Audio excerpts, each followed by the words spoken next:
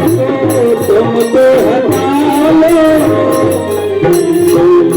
बन जाए तेरा जीवन धीरे धीरे बन जाएगा तेरा जीवन धीरे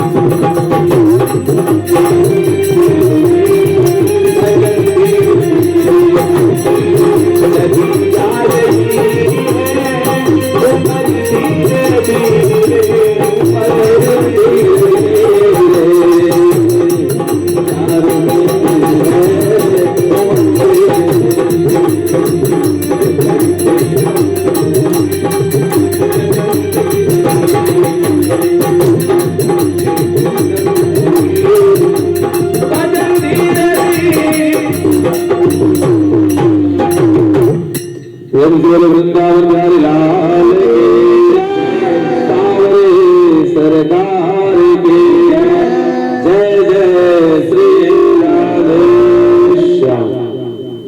श्री राधे, जय श्री राधे।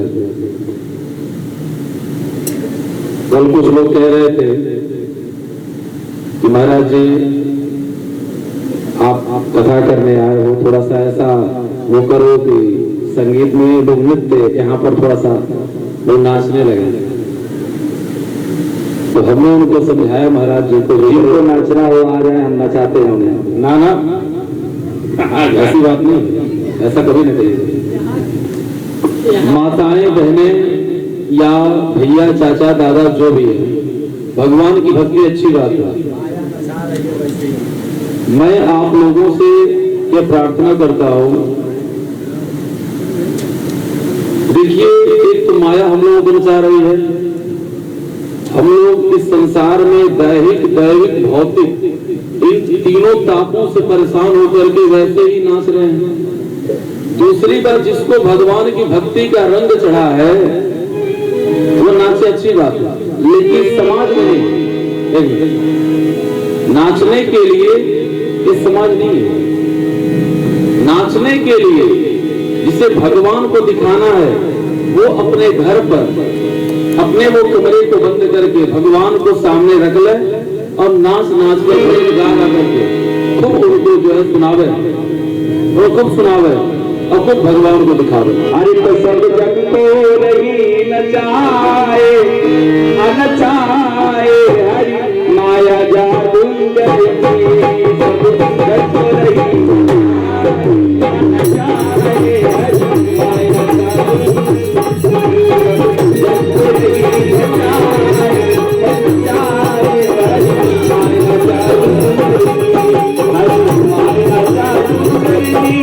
हरि माया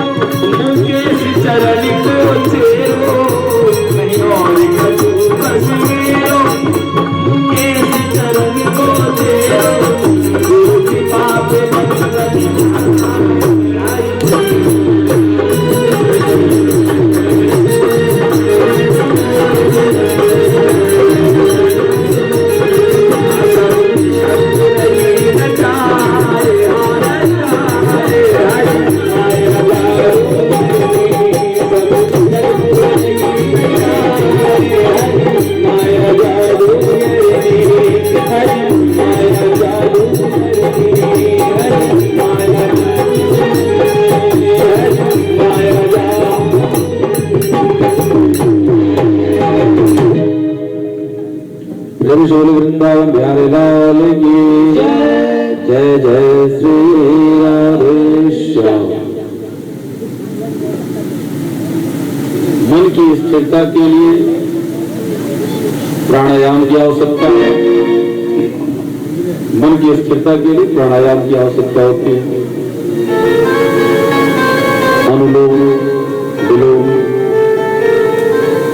कल आप लोगों से बताए कि जिन्हें भगवान का दर्शन करना है वो लोग अपनी नासिका के अग्रभाग पर अपना ध्यान लगा करके श्वास मेरे कहाँ आ रहा है, मेरी श्वास कहाँ जा रही है, इस पर आप ध्यान लगा श्वास खींचे।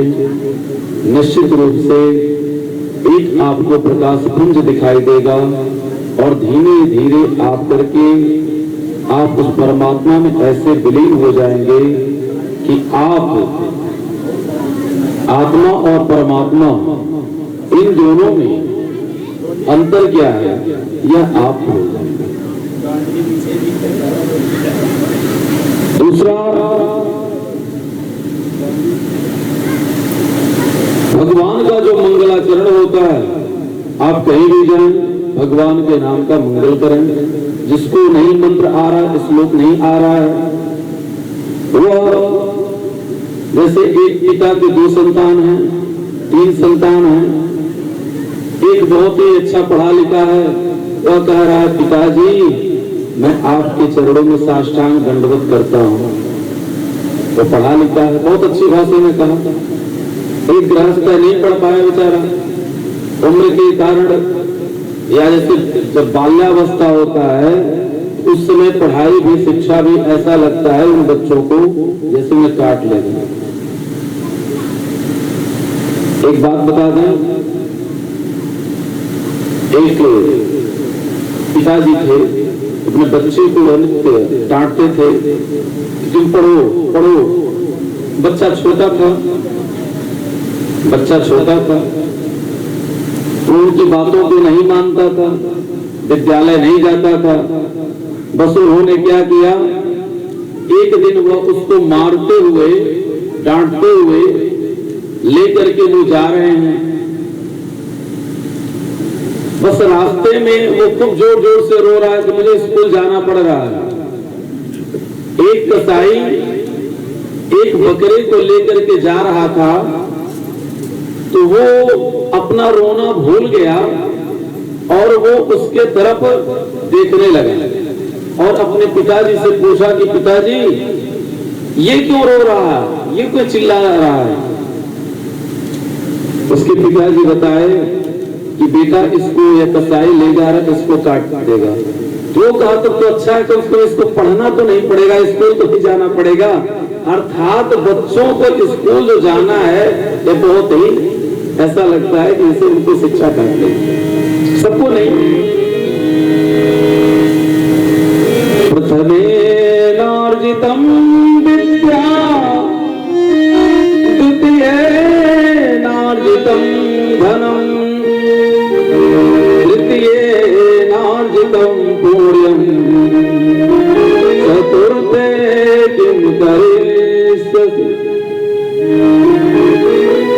प्रथमेनार्जितं विद्या, जो पहले विद्या का अर्जन नहीं किया, विद्या अर्जन करने का से लेकर के 25 वर्ष से 27 वर्ष तक आज के समय में। प्रथमेनार्जितं विद्या द्वितीयेनार्जितं धनम, 50 वर्ष तक खूब कमाओ, 50 वर्ष तक खूब कमाओ। लेकिन अब इस कलयुग में उम्र घट गई, इसलिए 40 से 45 तक आप जितना भी हो सके आप खूब कमाओ। उसके बाद आप क्या करो, खूब पुण्य कमाओ। जितने भी तीर्थ धाम हैं घूम घूम करके सबका दर्शन करो। क्योंकि अब किसी को कह दिया जाए जो चल ना पा रहा हो, उसे कह दिया जाए वैष्णो माता का दर्शन करने के लिए, अमरनाथ का दर्शन करने के लिए, केदारनाथ का दर्शन करने के लिए, नर्मदा की परिक्रमा देने के लिए, वो कहां से दे पाएगा। इसलिए प्रथमेनार्जितं विद्या द्वितीयेनार्जितं धनम तृतीयेनार्जितं पुण्यं चतुर्थे किं करिष्यसि। चौथेपन में दिमाग भी नहीं काम करता, शरीर भी साथ नहीं देता, तो आप चौथेपन में आप क्या कर सकते हो। ना चौथेपन में बुढ़ापे में ना आप पढ़ने जाओगे। किसी 60-70 वर्ष की उम्र वाले बाबा को या दादी को ले जाकर के आप LKG में या प्लेवे में आप एडमिशन करा दो तो पढ़ने जाएंगे। प्रथम में आप एडमिशन करा दीजिए कि बाबा जी चलिए मैं इंजीनियर हो गया हूँ और चलिए मैं आपका एडमिशन करा देता हूँ। बहुत बढ़िया जो इगलास में इंग्लिश मीडियम स्कूल है, इगलास में इंग्लिश मीडियम स्कूल है और जो है आपको बहुत अच्छा पढ़ाएगा। बाबा जी पढ़ने जाएंगे, नहीं जाएंगे। हर चीज का एक उम्र होता है, इसलिए उम्र के अनुसार कार्य करना अच्छा लगता है। प्रथमे नार्जितम विद्या है, आप पहले विद्या का अर्जन करो, दूसरे पन में आप धन का अर्जन करो, और तीसरे पन में आप क्या करो, भूमि का अर्जन करो। इससे क्या होगा, आपका विकास होगा। कहां का विकास, भगवान के वहां का विकास। धन आप कमाइए, लेकिन धन किस प्रकार से कमाइए, धर्म पूर्वक कमाइए। आज के ऐसे ऐसे महात्मा, ऐसे ऐसे संत हैं जो गैया पाल रखे हैं, वो 10 गैया, 20 गैया, 50 गैया पाल रखे हैं अपने पास, और चारा के लिए इधर उधर से मांगते। मुझे भाई कथा लाइव चल रही है, क्षमा करेंगे, मैं किसी की आलोचना नहीं कर रहा हूं। गैया का दूध आप खा रहे हो, घी आप बेच रहे हो, उसका लाभ आप ले रहे हो, तो फिर आप भक्तों से किसी को, आप किसी से क्यों मांग रहे हो? आप स्वयं वैसे पुरुषार्थ देखिए। यहाँ पर जो जूना अखाड़े के यह बाबा जी आए हुए हैं, जब कल आप सभी लोगों ने बताया कि महाराज जी की नींव धराई हुई है, हमको इतनी अंदर से इतनी प्रसन्नता मिली कि धन्य है पृथ्वी हमारी वैसे ही नहीं टिकी। ऐसे ऐसे संत हैं कि जो संत अपने पास से लगा करके मंदिर का निर्माण करा रहे हैं, जो संत अपने पास से लगा करके, चलो कोई बात नहीं तुम्हारे गांव का भला हो, वह संत भगवान को इस गांव से क्या लेना देना, आप क्या दे दोगे उन्हें? मंदिर तो आपके गांव का बना, लेकिन वे आगे आकर के कम से कम आप लोगों को जगाए। संत का कार्य क्या है, वो आपको जगाए। ये महाराज जी, ये फोन पर फोन, अरे महाराज जी हो जाए, कथा हो जाए, इसके बाद से ये जो है प्रतिष्ठा हो जाए। विजयदास जी को क्या लेना देना, ये आपके भाई है, आपके चाचा है, आपके दादा है, आपके घर के हैं, इनको क्या लेना देना। लेकिन संत, जो संत होते हैं परमार्थ के कार्य करते हैं। संत जो होते हैं परमार्थ का कार्य करते हैं। संत बड़े परमार्थी, वेश धरे अवधूत, राम नाम के गोला छोटे, भाग जाए यमदूत। संत जहां पहुंच जाते हैं, वहां पर अपने आप ही बिगड़े हुए कार्य भी बन जाते हैं। प्रेम से बोले संत भगवान की जय। जगत की उत्पत्ति समय आने पर जब भगवान चाहते हैं तो जगत का वह सृजन करते हैं। जब वह चाहते हैं तो जगत का यह महालय में हो जाता है। जिस सूर्य को आप देख रहे हैं, थोड़ी सी गर्मी इस सूर्य में, उस समय चारों तरफ आग दहकती है। भगवान के मन में आया कि मैं सृष्टि का विस्तार करूं। भगवान विष्णु ने वह अपने भगवान के नाभि से क्या निकला, कमल। और कमल के ऊपर कौन, ब्रह्मा जी, चतुर्मुखी ब्रह्मा जी। ब्रह्मा जी उस कमल के फूल पर बैठे हुए थे। उनके मन में आया कि मैं कहां से आया हूं, इसको देखा जाए। बस वह कमल की नाल को पकड़ करके उतरने लगे। उतरते उतरते वह कई हजार वर्ष बीत गए, लेकिन कोई उसका आदि अंत नहीं मिला। जब आदि अंत नहीं मिला, आकाशवाणी हुई, हे ब्रह्मा, मैं जगत का नियंता, जगत का पालनहार, जगत का सृष्टिकर्ता, जगत का सब कुछ मैं हूं। केवल एक तुम्हें निमित्त बनाया हूं कि सृष्टि का तुम विस्तार करो। सृष्टि के विस्तार के लिए उन्होंने क्या किया, प्रभु से प्रार्थना किया कि हे प्रभु, सृष्टि का मैं विस्तार तो कर दूंगा, लेकिन पृथ्वी जब रहेगी तभी तो विस्तार करेंगे, नहीं पृथ्वी नहीं तो विस्तार मैं किस पर करूंगा। जैसे आप कोई भी वस्तु रखते हैं तो किस पे रखते हैं, बाकी ये पृथ्वी आप लोग बैठे हुए हैं तो पृथ्वी तभी तो बैठे हैं, और पृथ्वी ना रहे, चारों तरफ पानी रहे, पानी में कोई बैठने के लिए कैसे आप बैठेंगे? आप उसमें डूब जाएंगे। तो भगवान विष्णु जो है उनकी प्रार्थना स्वीकार कर ली, किनकी? ब्रह्मा जी की।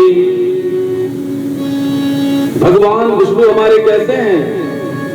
शांताकारं भुजगशयनं पद्मनाभं सुरेशं विश्वाधारं गगनसदृशं मेघवर्णं शुभांगं लक्ष्मीकान्तं कमलनयनं योगिवेदान्तगम्यं वन्दे विष्णु भवभयहरं सर्वलोकैकनाथं। शांताकारं, जिनका आकार कैसा है? शांत है। शांताकारं भुजगशयनं, भुजग माने क्या होता है? सर्प। संस्कृत में सर्प को भुजग कहते हैं। शांताकारं भुजगशयनं पद्मनाभं सुरेशं, जिनके नाभि से क्या